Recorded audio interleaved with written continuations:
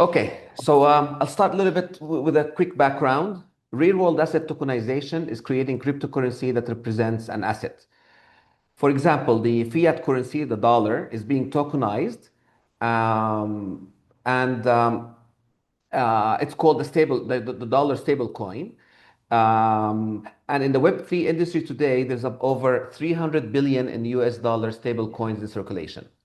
Other real-world asset tokenizations can also be tokenized, such as securities, stocks and bonds, commodities like gold and silver, real estate, and many other assets. Real-world asset tokenization is actually a trillion-dollar shift in finance happening now on Web3. Web3 is the interconnected blockchain networks.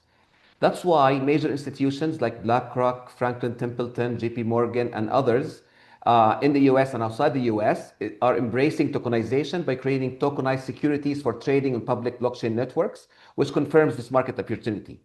And the motivation behind this embrace is best summarized by BlackRock CEO Larry Fink, who said in his statement, the next generation for markets, the next generation for securities will be tokenization of securities.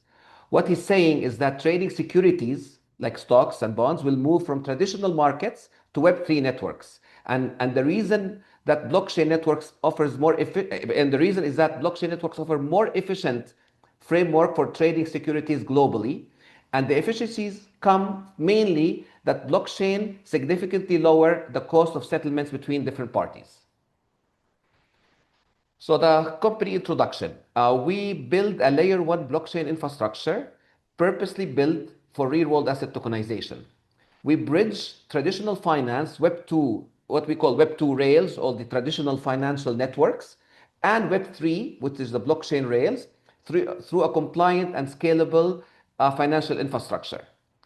So basically, in other words, we're integrating layer one or internally or other layer one networks with Web2 financial platforms to enable the seamless onboarding, asset management, issuance, and more importantly, the regulatory alignment that is needed for financial institutions to be able to issue tokenized assets.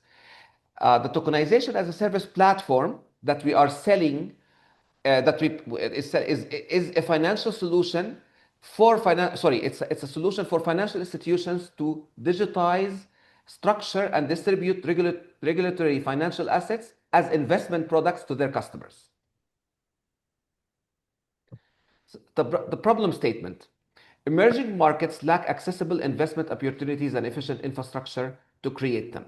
There's a big investing gap between emerging markets where only 5% of people participate in financial markets compared to 25% in Western Europe and 50% in the United States. So for investors, there's limited access to regulated high-value assets like real estate, private funds, and other things. On the other side, for financial institutions, in our markets, it's a complex structuring to create investment products and fund formations. It's expensive, it takes time, and this is where the opportunity comes. Through a platform, smaller financial institutions can easily create investment products on high value assets to their clients. So, so the solution we're offering, as we mentioned, is a tokenization as service platform for financial institutions in emerging markets to issue, manage, and distribute tokens representing regulated assets. And when we talk about regulated assets, we're talking about real estate, private equity, venture capital, private credit, debit instruments, also for MENA region, Sukuk and Islamic finance instruments, commodities like gold and silver and other resources. The idea is to have the platform regulation ready, so they don't have to worry about getting the compliance or managing the compliance for trading with these securities. And it comes with a cap, cable, and fund administration modules. And more importantly, it's important to note that not every country they have these frameworks ready. For example, in emerging markets, UAE, Qatar, and Bahrain, they have a tokenization and a complete cryptocurrency regulatory framework.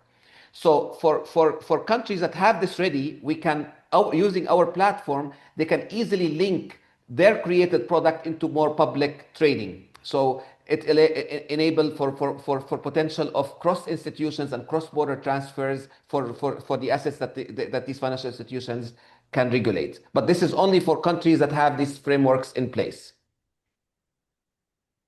So this is our platform. So basically, we have a tokenization launchpad, a marketplace, a distribution framework, and on top, it's sitting on a layer one blockchain and a Web2 financial platform. Important to note that we can run this like for financial institutions on their own, like meaning you can use our own blockchain, or they can also connect to public blockchains like Ethereum, for example, or Solana.